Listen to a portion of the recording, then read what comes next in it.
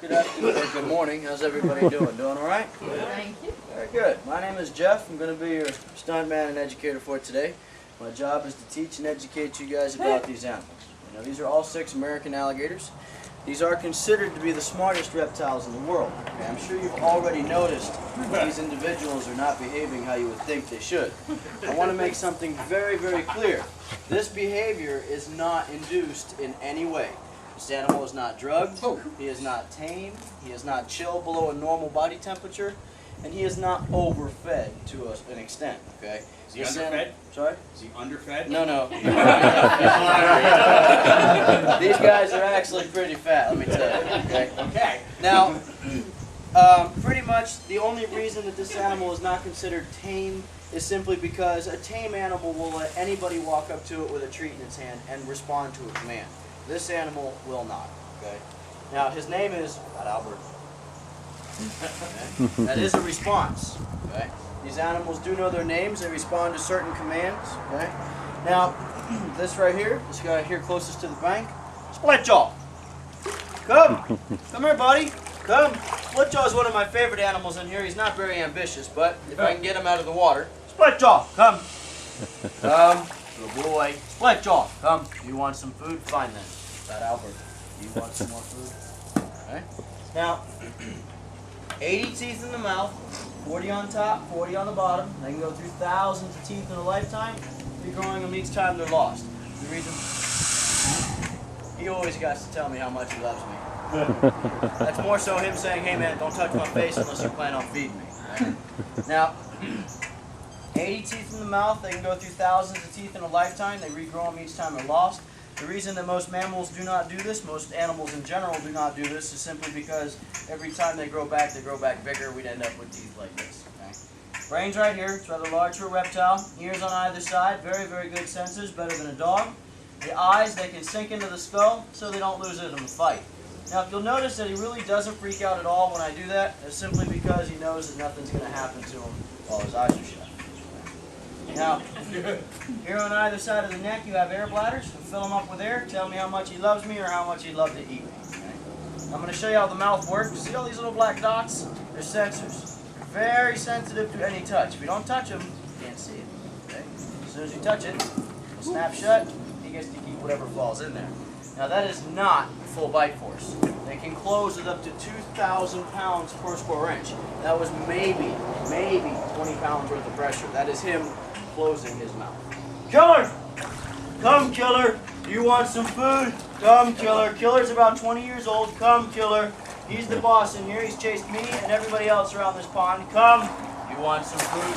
He's also one of the laziest animals I have ever worked with. Now remember, this is not an induced behavior. This animal is feeling very comfortable, so he's also behaving very cumbersome, very happy-go-lucky. Okay. Any questions so far? Alright. Bony bumps along their backs, they're called scutes. They're very, very tough. They have 2 purposes. Very tough, strong armor. They also act as a solar panel. They're cold-blooded.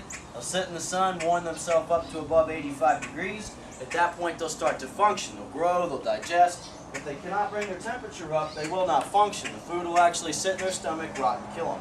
This is his favorite way to eat. This animal, his name should have been Trash Can. All he does is bring his head back, just toss the food in there, and it's gone. You never have to change the bag. It's awesome. The tail, solid muscle. If any one of them were to curl it back and hit me with it, it'd have no problem breaking my leg. That is a solid muscle right there from the tip of his nose to the tip of his tail is solid. That's what they do 90% of their life. Where does he empty the trash? Sorry? Where does he empty the trash then?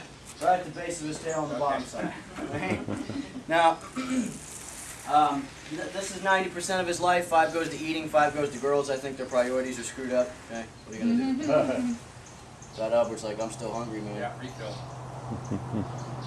You ever seen an alligator beg? That's what it looks like.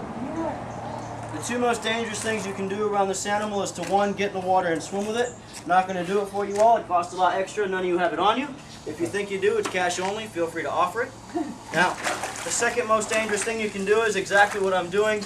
You get down near the edge of the water, make yourself much smaller, much more like prey, and you start splashing. They can hear splashing from almost 200 yards away, 2 entire football fields. Very, very good hearing.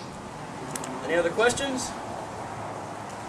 Alrighty guys, what I'm going to do for you is I'm going to bring out a little one. His name is Snappy.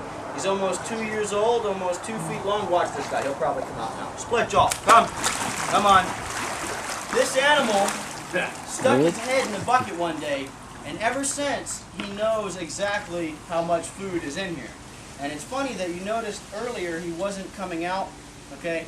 He wasn't too sure that I had food in the bucket for him. Now, another real quick example of how much trust is in this enclosure. You'll notice the injury on his foot there, okay? If I can touch it, he doesn't try to bite or anything, okay? That goes to show you just what he's thinking.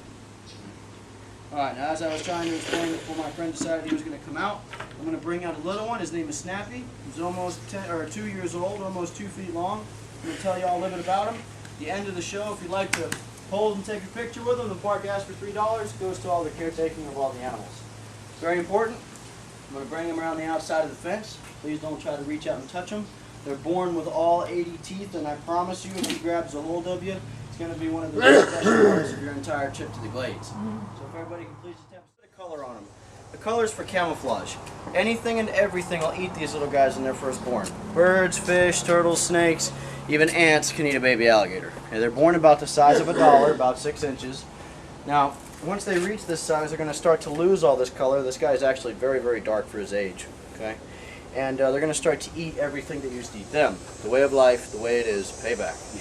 Now, if you'd like to hold and take the picture with him, please don't put him around your face or try to kiss him. I promise you, if he kisses you back, it will not feel the same. Okay? Now, it's very important. This is the proper way on holding him. Okay, this is a live animal. Live animals tend to move. If while you're holding him he wiggles, please do not throw him into the crowd, okay? You'd be surprised. Now, any questions on the little one or the big ones? Alrighty guys, I hope you enjoyed I got a it. question on the big ones. Just as an aside.